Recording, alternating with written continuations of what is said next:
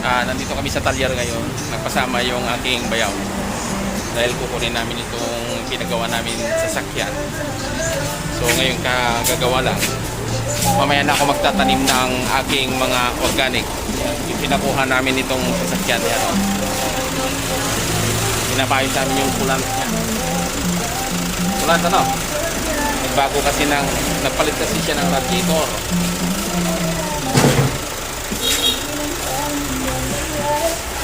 Kasama si Sian.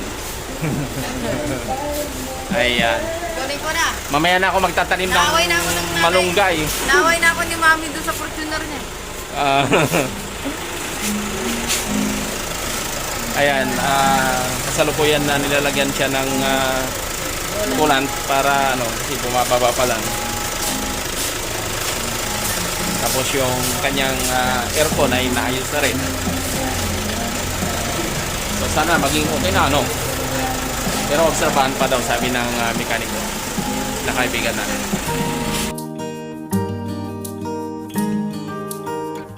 Hi guys, nandito ako ngayon sa CSI Lukaw, magbabayad ng aming cable at saka internet. Napakamura yung aking binabayaran, 1,000 pesos lang, may cable ka na at may internet ka na, hanggang 11 gig yung kanyang malakas na rin, mabilis na rin. So due date ko ngayon, kaya magbabayad ako ngayon. Okay, pasok ako doon sa loob. Ito na yung ito kasi dati yung nasunugan niya. Maraming video sa YouTube na nasunog itong CSI na to, pero ngayon nag-open na naman siya, nag-reopen siya. So napakaganda na yung loob ng CSI. Okay, check natin. Okay, samahan niyo ako.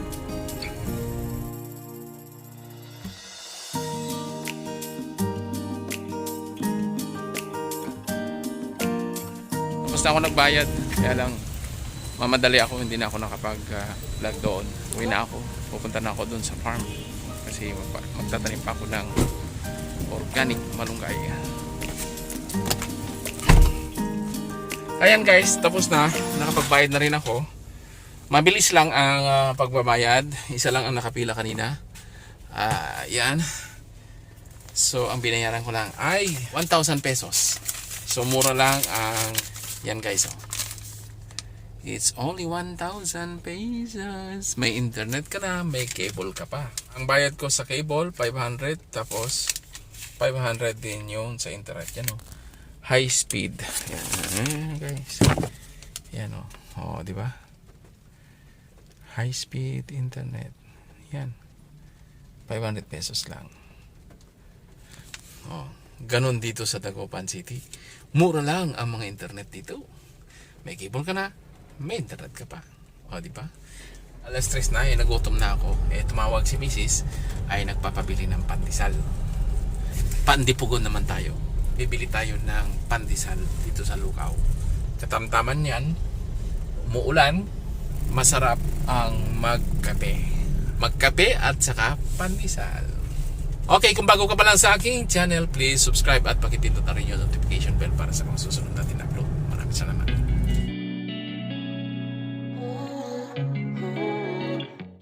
Ayan guys, nakabili na tayo ng ating pandesal. So uwi na ako at ako'y nagugutom, pang merienda namin ng pandesal. Ayan, dito na tayo sa bahay. Karating na tayo. Tayo ay magme-merienda. Ayan. May merienda tayo. Hello. Asawa ko. Ay, bakit wala siya? Ay, nasaan si mama mo? Halika na, magkape tayo. Halika na, magkape tayo.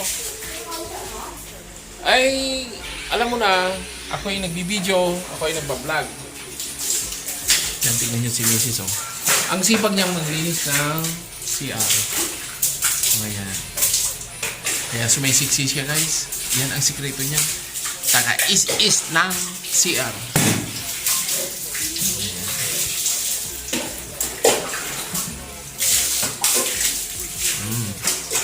Napakalinis na yung CR namin.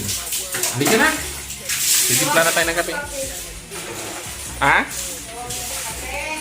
Sige.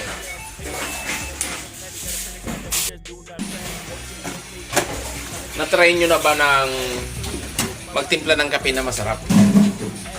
Itong aking tinitimplang kape ay parang Starbucks ang lasa. Gamit lang ng asukal, Coffee Mate. Dito namin nilagay yung Coffee Mate. Ito. Coffee. Nescafe Classic.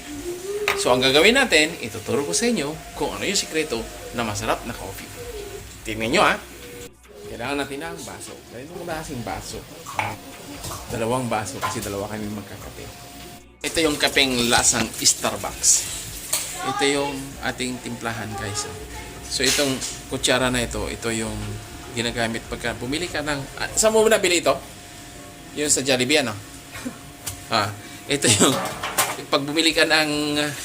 ano yan? Yung ice cream. Sunday. Yan, Sunday. Ito yung binibigay nila sa Jollibee. Ito yung sukatan namin ng aming kape. Yan. So, ang gawin natin, ito yung sukat niya.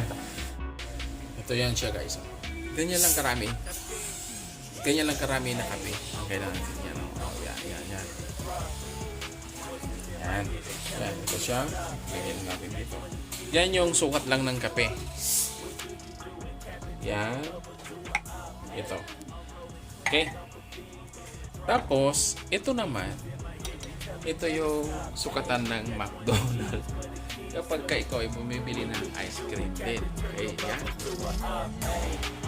So, ang sukat ng asukal ay ganito lang din. Ganyan, guys. Oh. Ganyan yung sukat ng asukal. Yan. Yan. Okay? Tapos, ito yung sukatan naman namin na creamer. Yan, creamer. Yan. Ito yung sukatan. Ito yung spoon na nabibili natin. Plastic spoon naman. Okay? Ang sukat nito ay ganito. Yan. Ganyan yan. Ang ilagay natin, 3 kutsara na ganito na creamer. Yan. Creamer, ha? Creamer. 3 lang kutsara. Pakulo na tayo ng tubig. Yan yung pandesal na nabili namin, guys. Ayan. Yan. Lagyan niya ng palaman. Ayan. Masarap. Habang iniintay natin yung mainit na tubig, maglalagay na si Mrs. ng nut butters. Bigyan din kita pa. Ha? Bigyan kita, peanut butter. Sige. Nandun ka, matulog tayo. Meron ka bang ano dyan? Ito cotton ba ito? Okay. Pagtataniman ko ng yung ibabad ko muna yung organic moringa. Ay, sabi ni madam. Oo. Doon, nandun sa may part. Kailangan ko kasi ibabad ko siya. Ay, hindi daw basta-basta tinatay. Oo, hindi basta-basta tinatanim. Ibabad ko muna siya ng mga 48 hours na. Para tumubo na siya.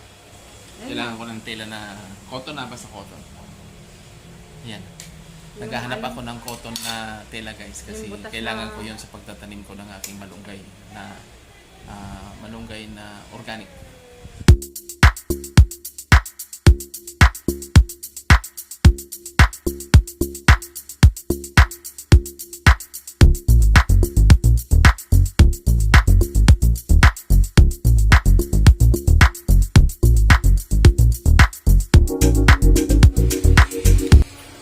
Tapos ang ilalagay natin tubig, guys, is 3/4 lang.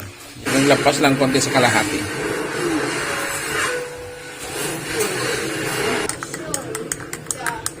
Kutsara, lasang Starbucks.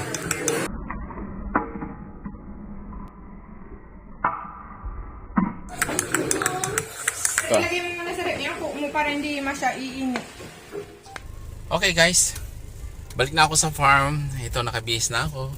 Tapos na kami nagmerienda ni Mrs. At balik na ako sa aking farm. Malapit lang ang aking farm dito. Mga 1 kilometer lang. Mga 1 to 2 kilometer lang ang layo. So pupunta na ako ngayon doon dahil itatanim ko na yung aking organic na malunggay. Hi. Papunta na tayo ng aking farm. At nandun kasi, iniwan ko kasi yung ating organic na buto, mga seeds ng malunggay natin doon. So itatanim ko na ngayon. Actually hindi ko pa naman itatanim. Mag-germinate muna tayo. Ang gagawin natin, ilalagay natin muna doon sa ibabad daw muna natin ng 48 hours sa tubig yon. So ang gagawin natin, ibababad natin sa telang cotton na basa. Siyempre, yung kailangan may moist yun na yun.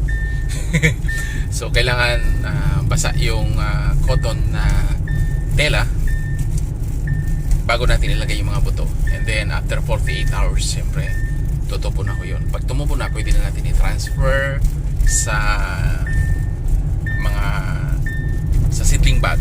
Yan, para doon na natin siya palakihin, patubuhin. Okay?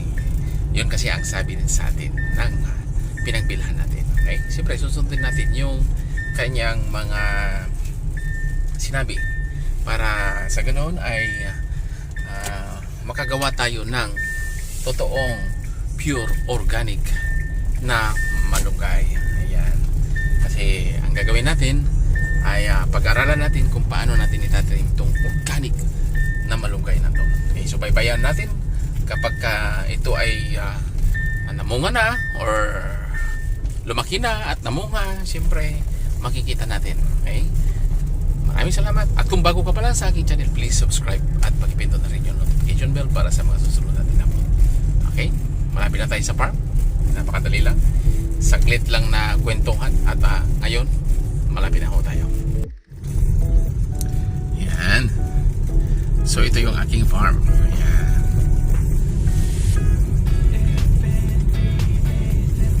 Liliko ko tayo dito kasi dito na yung aking farm.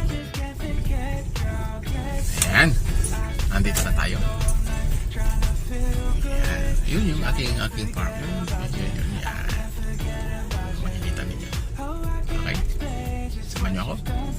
Parada ko lang itong aking sasakyan at bababa na tayo.